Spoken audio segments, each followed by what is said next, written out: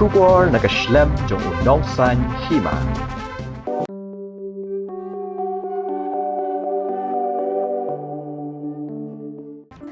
Farmers Training Center. What is the key objective of the scheme?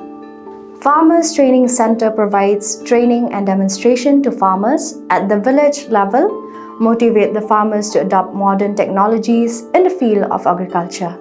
The scheme also facilitates exposure visit for farmers to agriculturally advanced states. What is the type of assistance entitlement?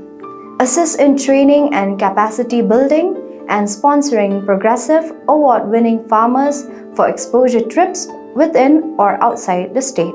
Who can apply for the benefit of the scheme? Bona fide farmers engaged in agriculture. How to apply for the benefits of the scheme?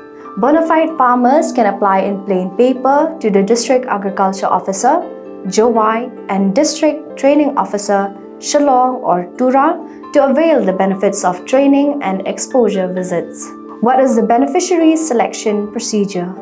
On first-come, first-served basis, subject to availability of fund.